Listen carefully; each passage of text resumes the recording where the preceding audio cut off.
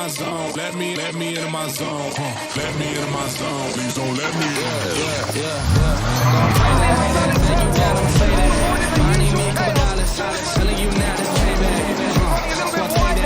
Ask him now, what's saying? I've been going to the top and I got what they not, so I know that they hate that. All these men can zone out. And all these men can tell you what I did and they twist and they work till I fall out. But I know that, so I keep what I'm doing cause I own that. And I stay in the lab and I kill everything, but I don't ever move from my code. So finally back in my home. I'm working, I start off this way. It's my phone now. Ballin', can't beat me up cause I'm back in my zone now. Having a great strap and almost banging wheels. Cause I'm back in my zone now. Right, don't get greedy now, mate. Let's go, settle down.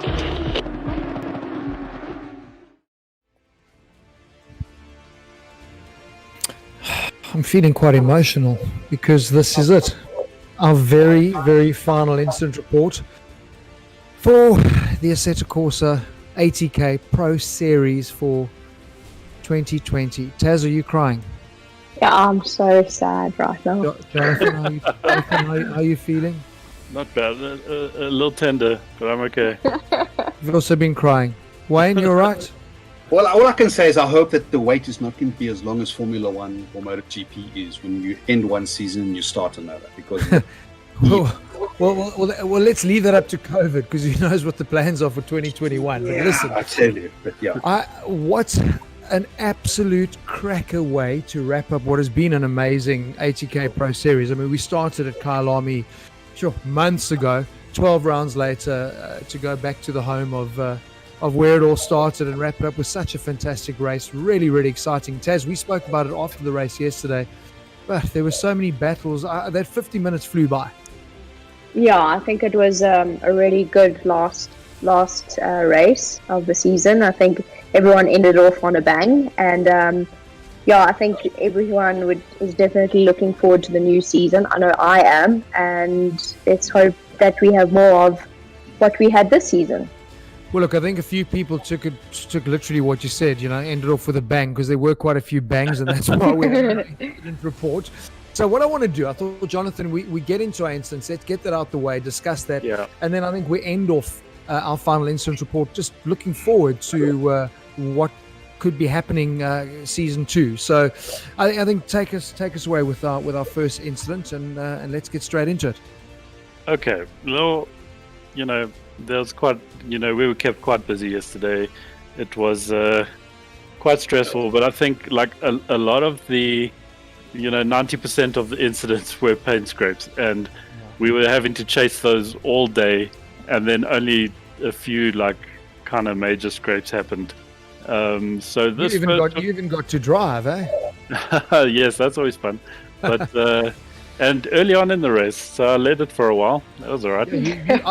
Your lines were amazing. I promise you, I was super impressed. Except the ones I almost drove off the track, but I was trying to track where the drivers were behind us and trying to find out everything, and then almost drove off the track. So well look, Jonathan, that is our first incident. I mean, for us, it's great pioneering new things, and I think that's one thing ATK Pro Series has done. You guys brought that in at Bathurst, bringing in a safety car. You don't need a safety car in racing. There's no damage, there's no cars and debris scattered across the track, but we brought it in because we wanted to give guys a chance that are involved in a multiple pile-up first lap incident to still have a chance at the race. It worked well in Bathurst, and you obviously brought it out here because there was a multi-car pile-up, a lot of innocent people involved in it. So talk us through our lap 1, turn 1 incident with a newbie. Yes, and took a bit of flack for the newbie coming in and causing the first corner, first lap incident. You see the red Audi scooting across the grass, and then it's just Skittles. It was carnage, actually. It wasn't just Skittles. His name was Marius Roberts, and we were all talking about it afterwards, did he miss his brake marker, blah, blah. It doesn't look like he did, but I think the reality is you just also have to account for what's happening ahead of you, and I can see he tried to avoid contact, but going to the grass, you're not going to get your G3 stopped.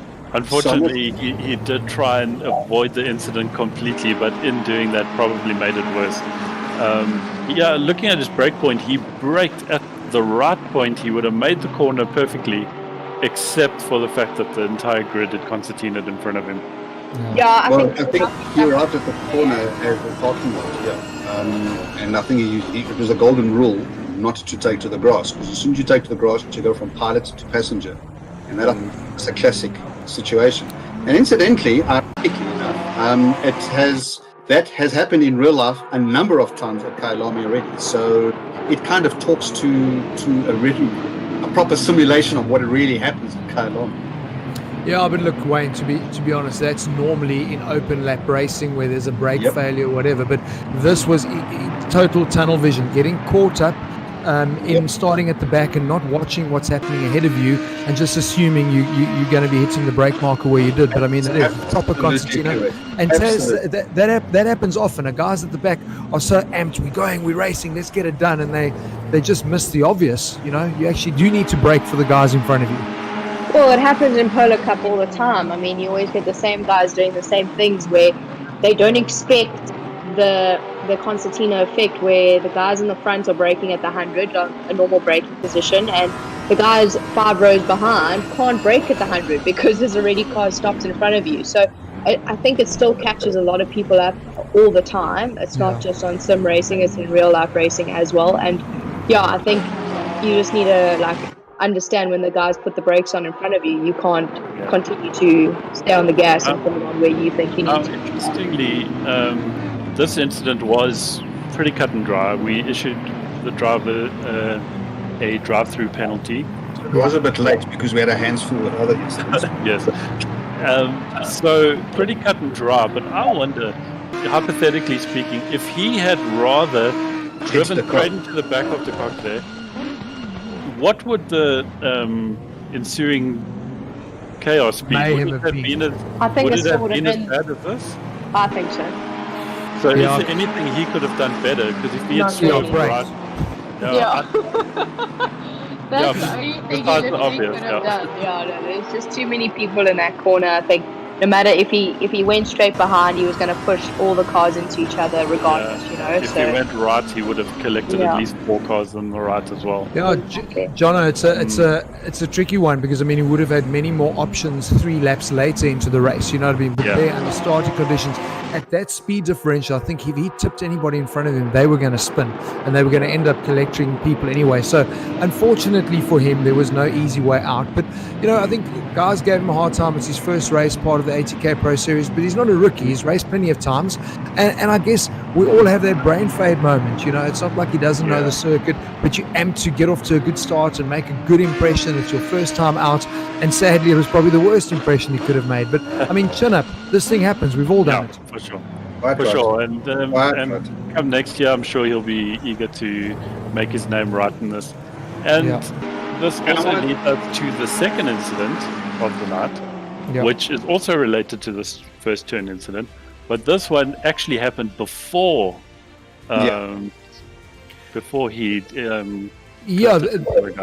Jonathan, this is what we saw as commentators. We immediately got caught up in that because that was obviously the battle for the front with the Audi, with Versace, and I was thinking, there's action there, and then we didn't even realize what happened at the back. So we were kind of like, why a safety car? Because the camera had moved on with the leaders, and then obviously the replay we saw Sonoran's incident. Let's have a look at this because, I mean, Kieran Patterson, we've spoken about how good pace, but he has been involved in a couple of silly little incidents.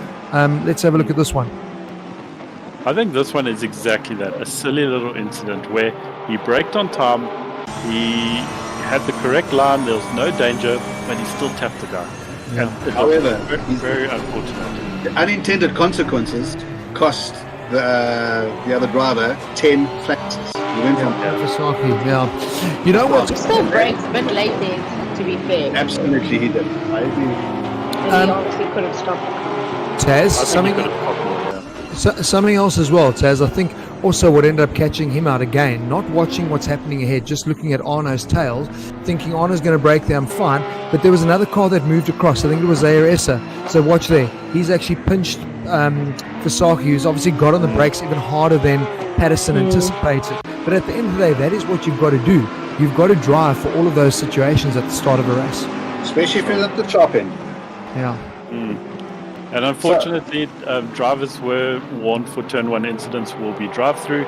So we will be adding a 30-second time penalty to Patterson here for this. Yeah, because I remember we didn't see that being issued to him. I don't think he had any penalty issued to him. So It wasn't. yeah. Too much chaos. Yeah, so the time penalty is there to simulate a drive-through. Yeah, it's a clumsy thing, and I mean, you know, to Kieran, we've complimented like how much he's improved and the pace that he's run. But if you remember throughout the season, there've been a couple of those proximity issues where he hasn't seen a guy on his left or right, even though, you know, a set of course is telling him the person's there.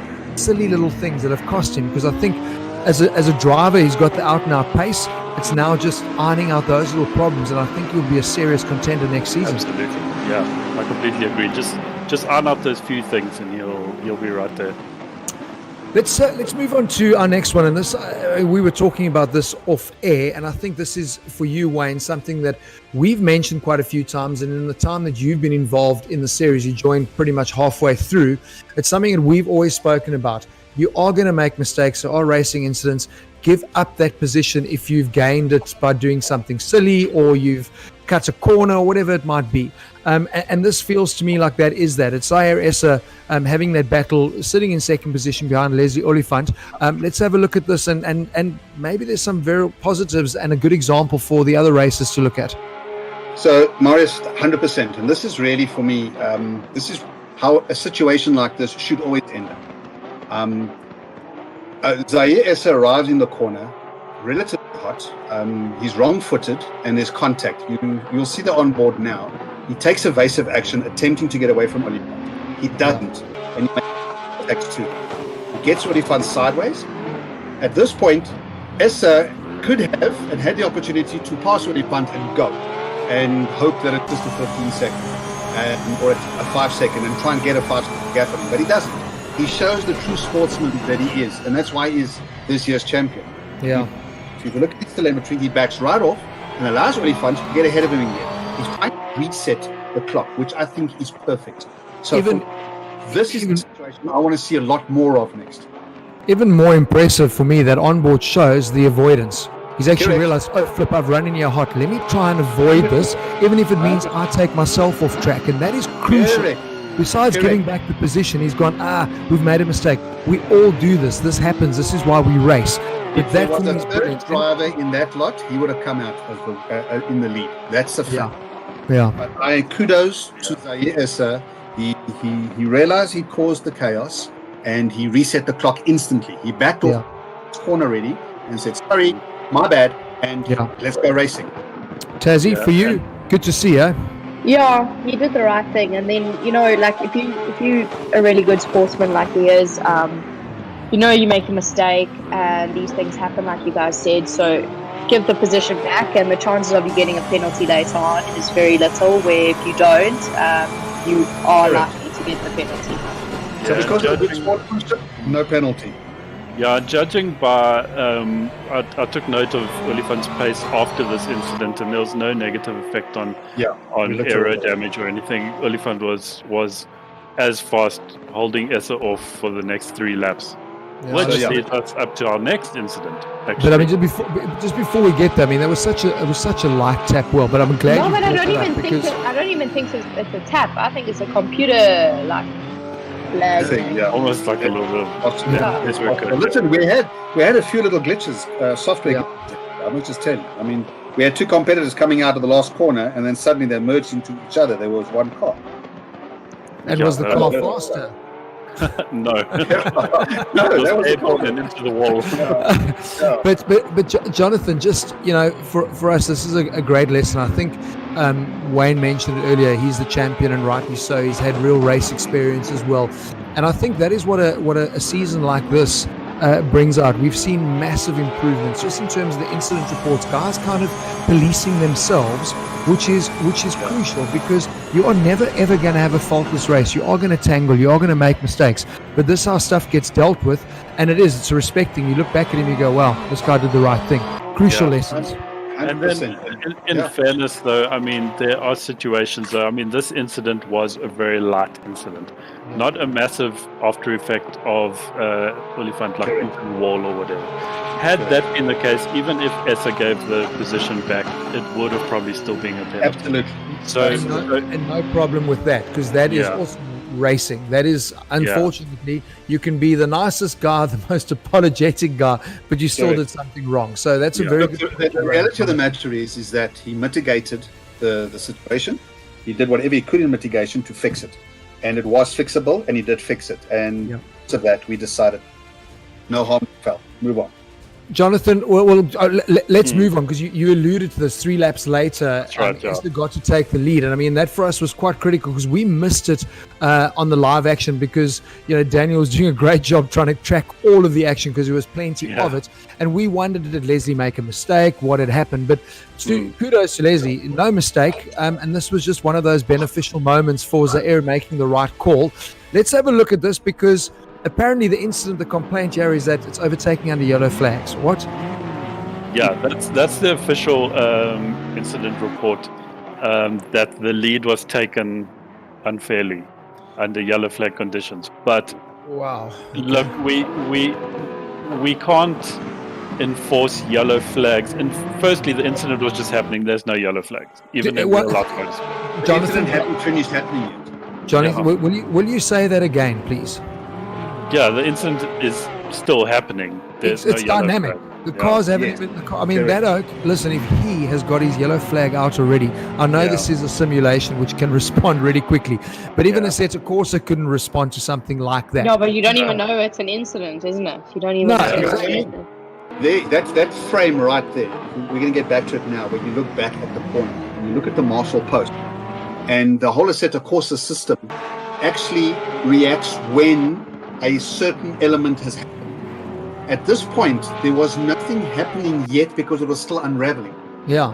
Yeah. So you will see the Marshal reacts when the Marshal is supposed to react to a situation that exists, and that is a moving vehicle. So this angle now, there's the Marshal there next to the crane. Watch. Yeah. That's already. Now the white flag comes out. Yeah. Yeah. No But yellow wait, flag. you know what's also interesting for me? I mean, I know this is a split-second decision. You've got to make a call. Do I go left? Do I go right? But I mean, this is like just advice for Leslie as well. In an incident like that, the chaos is always going to head to the outside of the track. So he made the wrong call there. I mean, totally. He should have taken the dive up the inside because he really did go the long way around it. Zaire being a split second further behind, it was clear to him there is the line. So For him, it Leslie was the default option. He defaulted in the normal racing drivers who go for the apex. Yeah. And if there's contact on the apex, everyone's going to end up on the outside. Yeah. And unfortunately, I don't know what was going on with Olifant at the time, but I suspect he was wrong-footed. I think he might be looking where is Essa in his rearview mirrors rather than actually what was going on in front of him. Yeah. Because you see at In the this point, position he was, he could have gone. He could have gone. Yeah, Look at that. You did.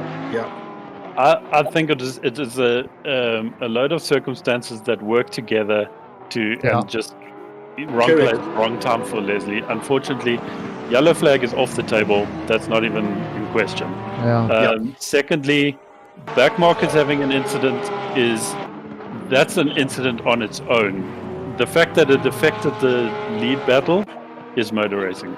Well, that's correct. That's GT3 racing. Top draw GT3 racing. Well said, Jonathan. But you know what's interesting for me? Leslie's actually missed the apex on that corner anyway. So had he have actually, have a look at this. Have a look how wide he is here.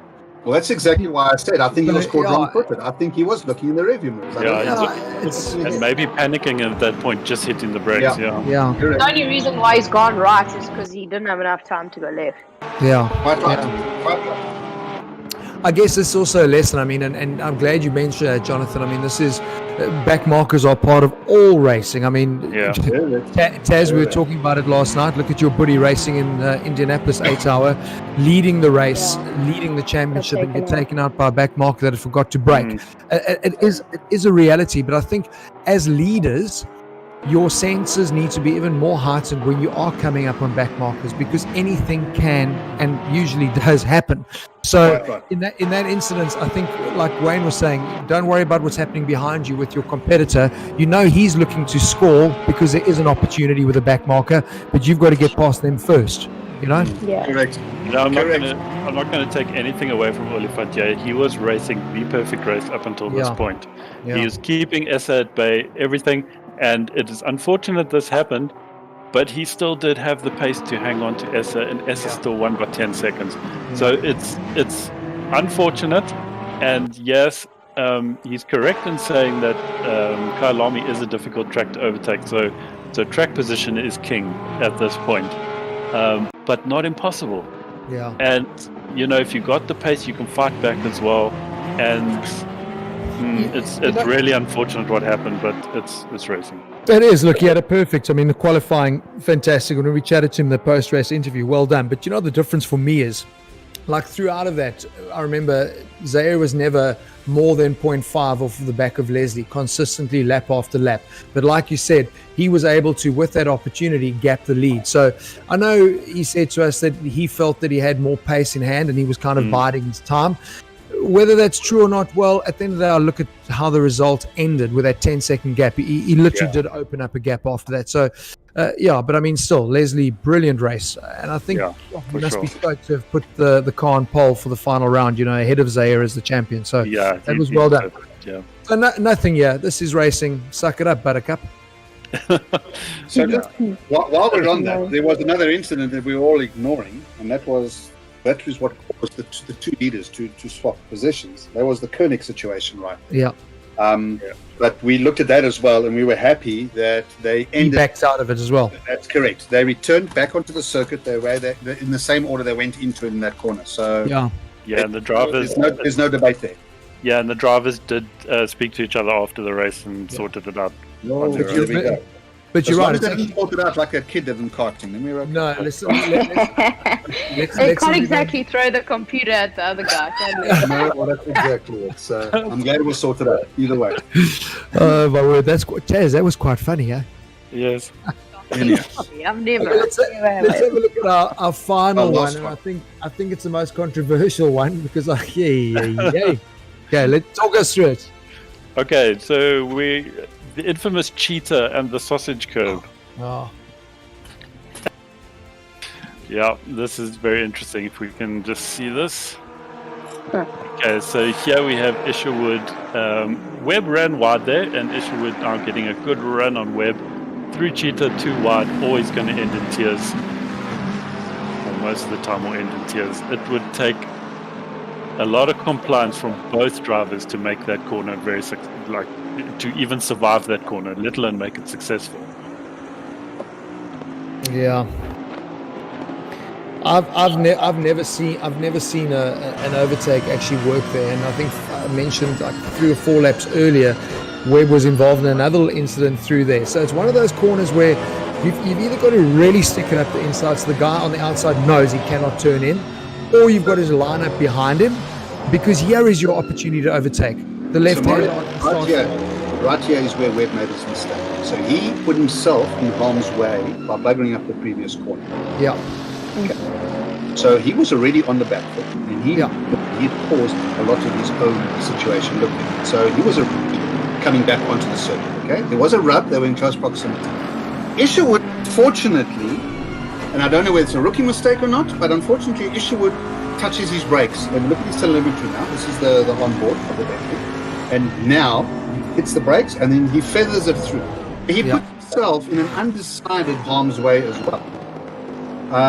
It's not enough situation. Webb buggered up this corner, which put him on the wrong foot. Close proximity, in my opinion, both guys should always try and leave each other enough place to both survive.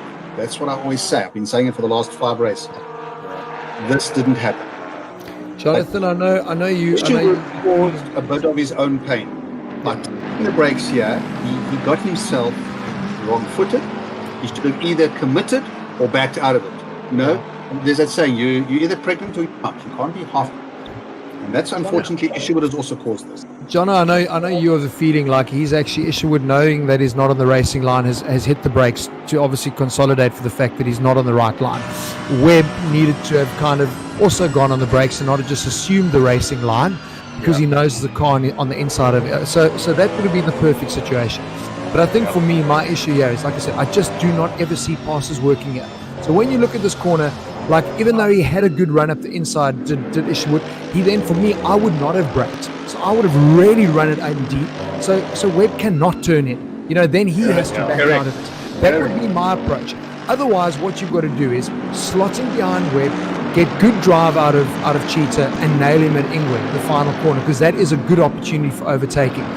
Two there just does not work, especially with that sausage curb on the inside. It's nuts. This corner is right up there with a Rouge, Corkscrew. Yeah. There's a couple corners that you just don't, and it's a shame. I'm of the feeling that because Webb's on the back foot, Isherwood gets a great drive here. He's earned the right for this corner, but then he backs out. Yeah. He doesn't back out. He knows that he's not going to make it. Going flat out through the corner. Like so he's done the right thing. He's done the right thing by braking to try and make the corner so he doesn't make it a bit tight. Yeah. So he knows he does. If he goes in faster, he's going to take Webb out. Okay, so he knows this, and that's why he brakes a little bit earlier. Webb knows he's up the inside, so therefore Webb needs to also make room for the two of them to get through the corner. Yes, it's a tight corner, but two people can get through there. Yeah, two compliant people. But you both have to sacrifice. You both have to sacrifice. Webb sacrificed nothing because he even runs off the track. Yeah, because of the tap. Regardless, Marius, he would have run off the track. No, if he didn't get tapped, he wouldn't have gone off the track. But Taz, I know what you're saying. That you're right, Jason should have left him space.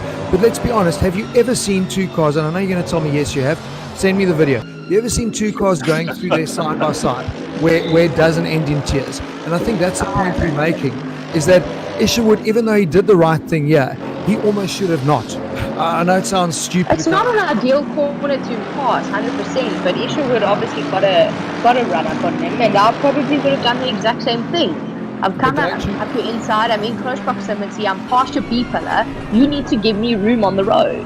But you can't just close the door and presume your normal racing line when you know I'm up the inside. But you see, gentlemen, are you listening? I'm agreeing with Tasmin. No. I hear this, but I'm telling you now, you'll play this back over and over and over again. You know that the guy on the inside, because we've done this, you know the guy on the inside is going to hit the brakes because he is on the inside. So it's a big assumption game, that you will always own the corner, because most guys on the inside back out of it going through Cheetah. That is what but Isherwood was at a point where he couldn't really back out. He was almost fully past yes, but then he shouldn't have braked. You're my point. He had to brake. Hang on. I know what you're saying. I would have run Webb deep.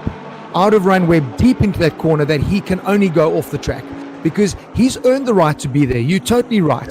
And he's earned the right for two cars to go side by side, but you know the outcome through that corner hardly ever happens. So I would rather, as him, tell him to run him deep, run Webb off the track. We see the Formula One guys doing that all the time. Run him to the outside of the track. That, for me, would have been the way that Isherwood would have come out of this in a safe way.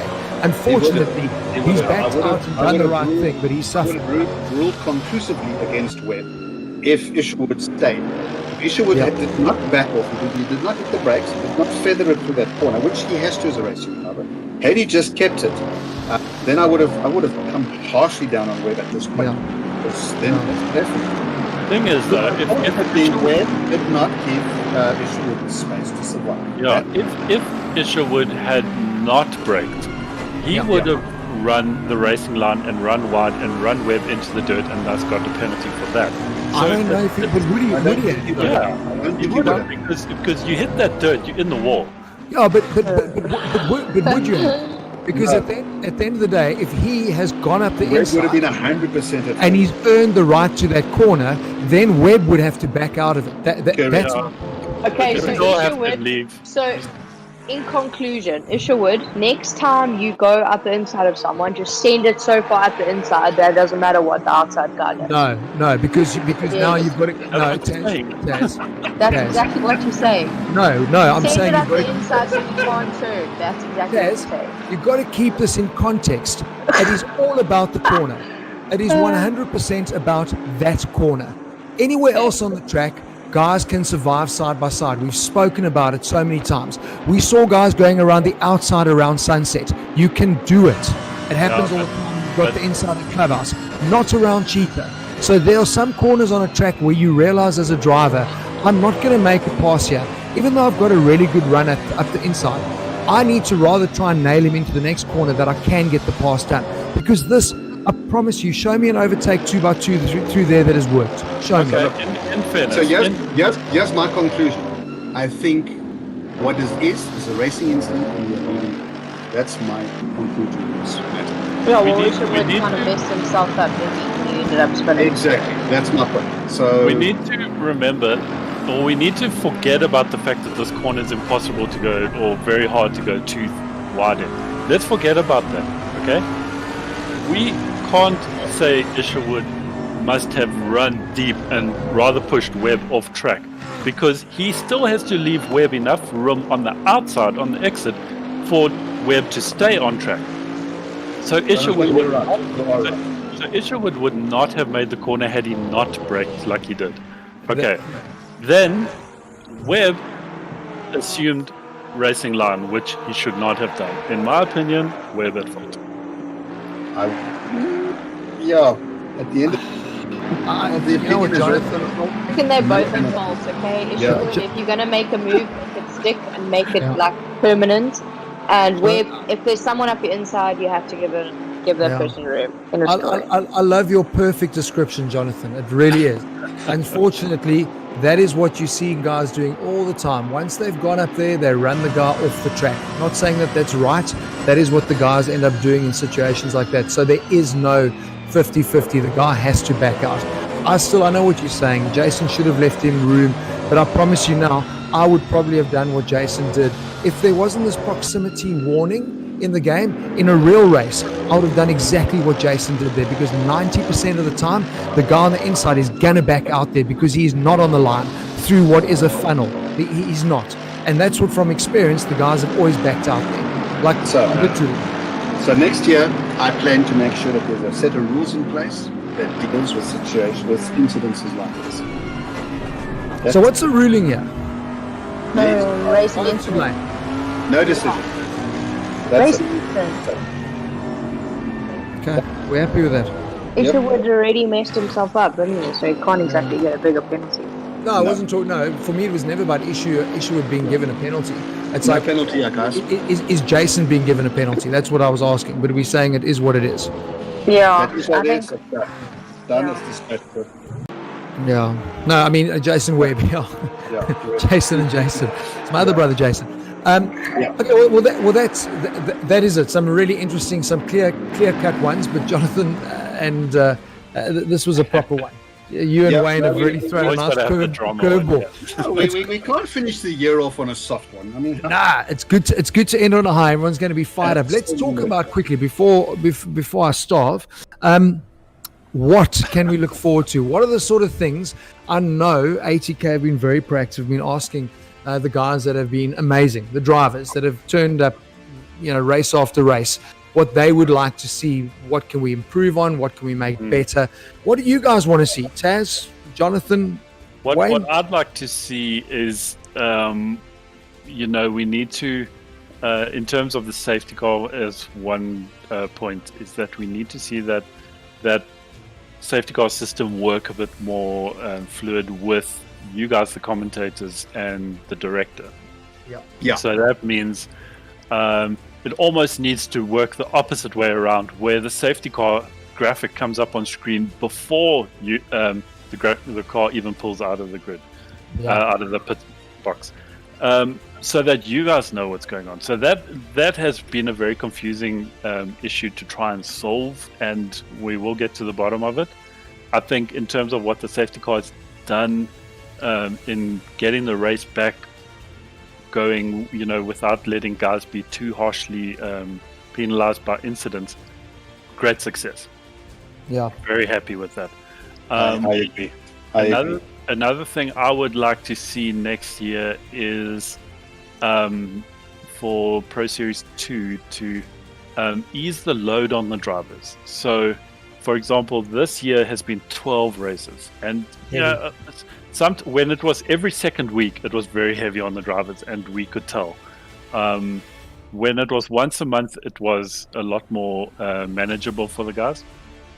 But also, expecting the drivers to put in the Saturday and the Sunday was too much. In fairness, it was a great system in that a driver could miss a couple races, but still manage to seed himself into the pro division based on pace.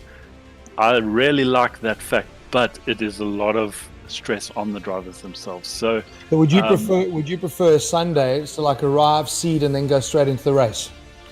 Not the seed. So I think what we will do is we'll implement a system that sees drivers earn their position and keep it longer, and need to keep it based on performance. But why don't you just, if the guys have committed to, let's say it is a Sunday, we're going racing, why don't we just do it like that? That the guys literally, this is the seeding time, and 30 minutes later we're racing, or 20 minutes later we're racing, because there's no big filtering process. Once it's done, there the guys are poof, and we go into qualifying. I would rather the guys are at least sharp, they've been on track, they're ready to go, and you run it like a show like that. Yeah, I think that's something we can definitely consider. Absolutely. Yeah. I'd like to see some relegations and promotions. I want to see. Yeah, I like that. Where the top 5 in the next lower runged championship automatically qualify or earn a seat in the pro. Maybe the final 5 grid positions or whatever it should be. We haven't finalized that, but the idea is that we get the guys. You get into the pros by merit, and that also said, the last 5 in the pro race, I think you get relegated down to pro-am, and you get back in the top 5. I like that. Good, and you're a good pro, and you just had it.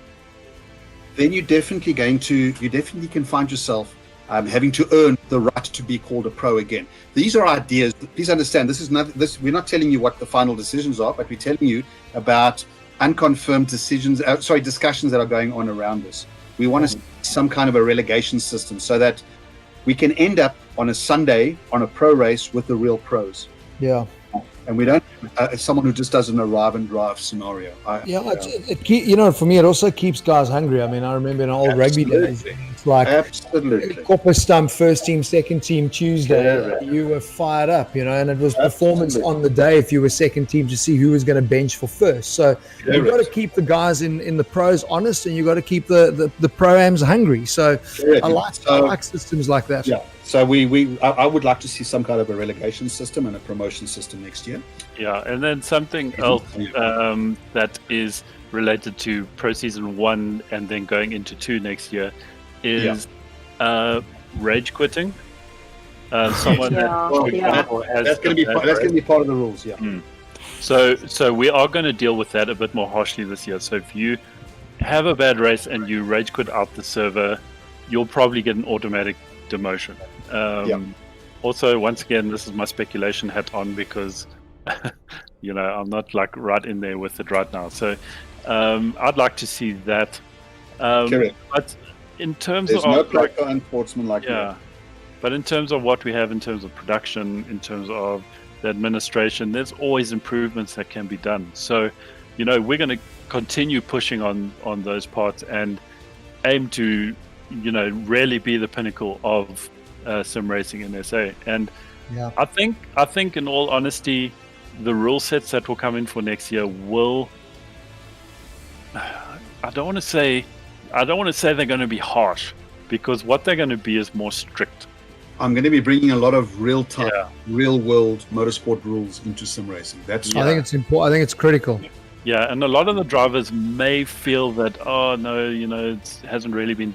We always try and simulate motorsport in sim racing, but now we're actually physically going to take those rules and adopt them and modify them slightly for what works with sim racing. What's cool? I want to remind you, maybe the guys aren't aware of this, but next season there is opportunity for somebody to qualify for an FIA e-license.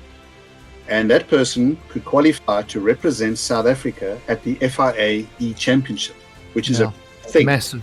And let me just tell you, MSA, Motorsport South Africa, are behind the idea of possibly declaring a South African national champion.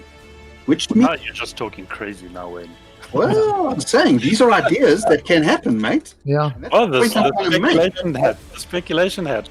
Absolutely, it's a speculation hat. But I'm trying to tell you that if we can make this work properly, there's the potential for Protea.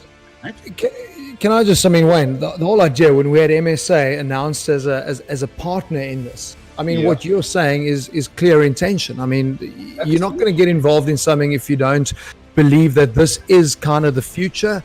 We spoke about it as let's not talk about the karting incident at the FIA World Champs, but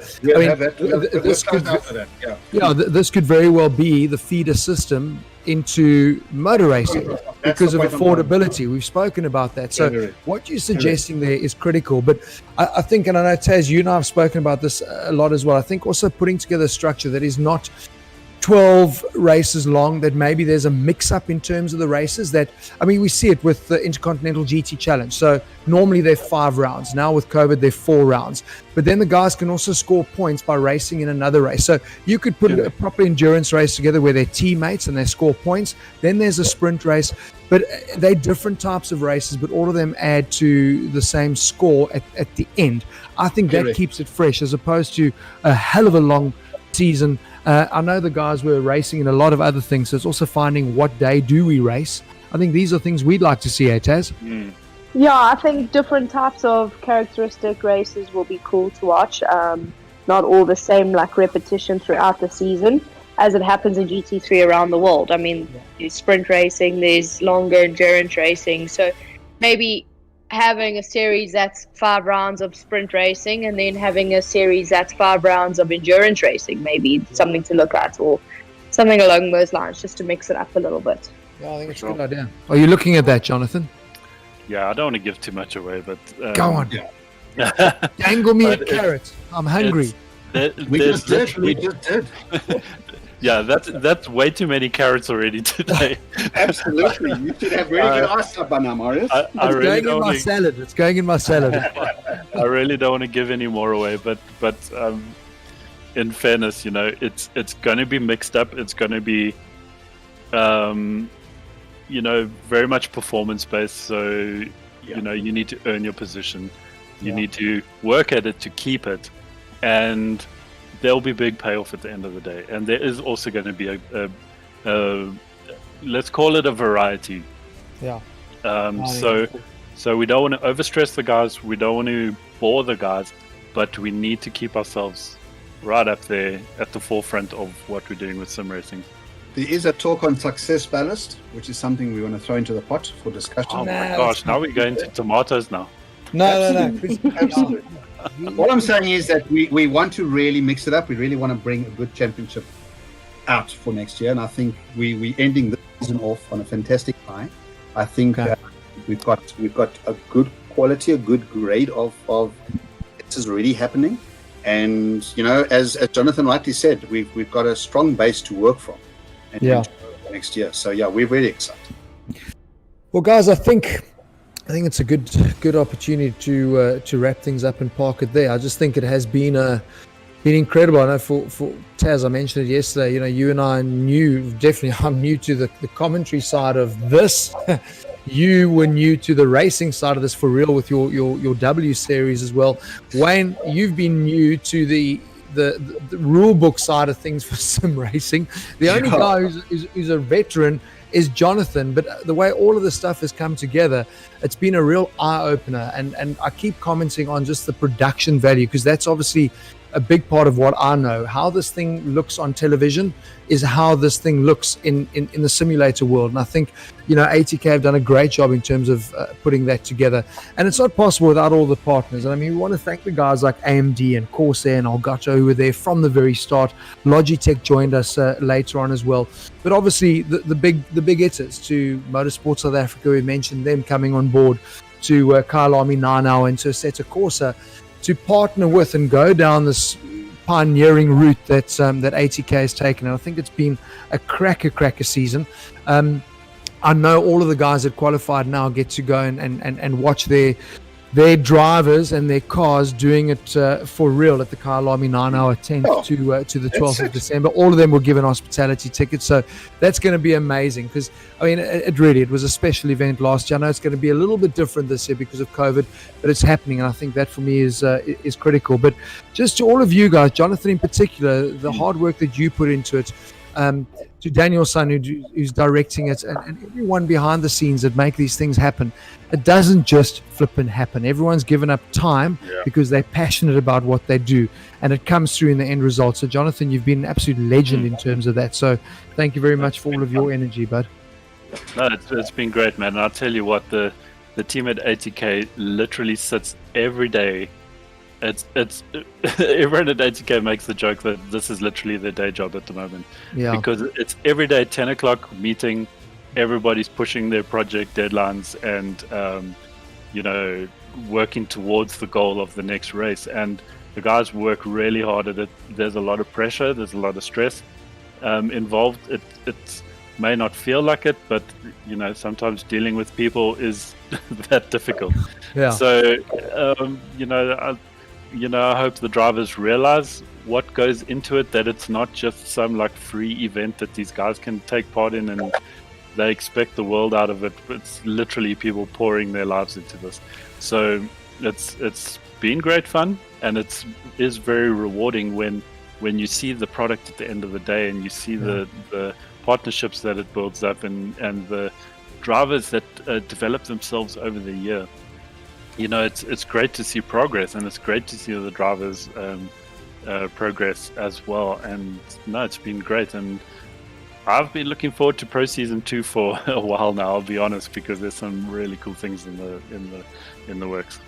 Yeah, I mean, we rely on we know the drivers. I mean, they're all putting in big effort into their game to be professional, and I think sometimes you can forget about the production side of it as well. So, everyone's putting in lots of hours to make this thing happen. Just talking about the drivers, just as we wrap up, I mean, thank you to all of them for sticking it out. It was a murderous long season because it's not just the ATK Pro Series. Guys are racing in online racing overseas and other series, and it was really, really busy. And to have 43 cars rock up for the final round, I think is proper commitment. And I'm glad you mentioned the improvement, because as commentators, Taz and I have seen that, Ernest as well, have seen drivers just getting better race after race, and that's awesome. But obviously our top three, Bruno Cadile securing third place at the final round. That was a cracker, just pipping Morgan McCall, who ended up in fourth there, to Bashir Jadwad, who finished second. And of course our champion Zaire Essa missed the round 11, but for him to come back at Kyalami where it started and finish on top just shows how hungry and committed he is as well. So I'm sure these guys are fired up and aim to get back there for season 2 as well. So final thoughts from anybody, or can we sadly say goodnight? I think we're pretty much done, and I think the final results will be released now after we implement some of these penalties tonight. Yeah. Of course, the drop rounds still need to be kicked in. The drivers obviously dropping 2 of their worst rounds. Yeah. So all of that administration still needs to happen. That'll happen over the next couple of days, I'm sure. Cool, and all of that will be on social media as well, because you guys have been super active in terms of that.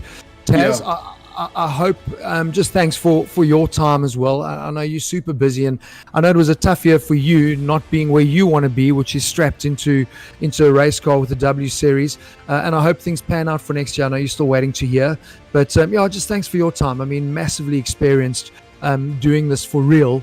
Invaluable in terms of your contribution and feedback as well. So thanks, Taz. It was good fun.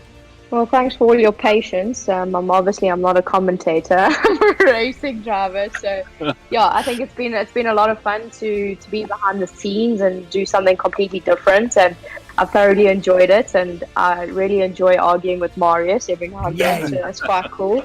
But I think big ups to everyone involved at ATK, the drivers, all the sponsors. I think it's been an awesome series, and I'm definitely looking forward to being a part of the next one. Fantastic. Wayne, thanks as well for the value you've added coming in late in the game. So looking forward to season 2 and your involvement in that too, eh? Absolute pleasure. I tell you, I'm a convert. I arrived here under fire and brimstone at my first event, which was halfway through the season, and I had my doubts. And I'm a convert. I'm committed convert. Just don't get committed to a convent. No, quite right. But the point is, I'm a committed convert. Yeah. I really am so impressed by this. I love the professionalism. I love the camaraderie that we've got here. The family that's busy growing. I'm looking forward to next season. I'm looking forward to putting stuff together. And to try and have a chat with ATK that we can maybe do a Christmas season little something happening. I want to do some car simulations with from our side, as well as having drivers causing accidents. We have safety cars, so they can get to know how that works better for next season. So yeah, we're going to have a little bit of activity in the off season. That's my aim. That's important. That's for making me part of this team. I really do enjoy it. Cool. And just, I know we don't have Ernest Page joining us on these Insta reports, but I know he's put in massive amounts of work and in there with the drivers, and so he's been amazing as well. So thanks to Ernest for all of his hard work. But just to wrap it up, guys, thank you massively to all of our sponsors and partners. I've been through them already, but for you guys, just have a good break as the drivers, and thank you for your commitment, your energy, and for your willingness to learn and to take simulator racing to the real level. It's been amazing. We'll see you for season 2. Please don't let me into my zone. Let me into my zone. Let me into my zone. Let me into my zone. Please don't let me in.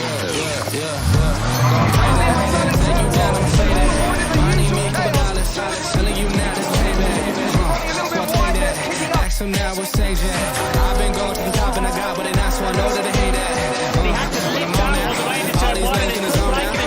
These man's gonna tell you what I did and they twist and they work till I fall out. But I know that, so I keep what I'm doing cause I own that. And I stay in the lab and I kill everything, but I don't ever move from my code. So finally back in my home. I'm working like so much, that's why I have me a drum. It's my phone, all in, can't beat me up cause I'm back in my zone now. Having a great strap and almost bagging wheels. Cause I'm back in my zone now.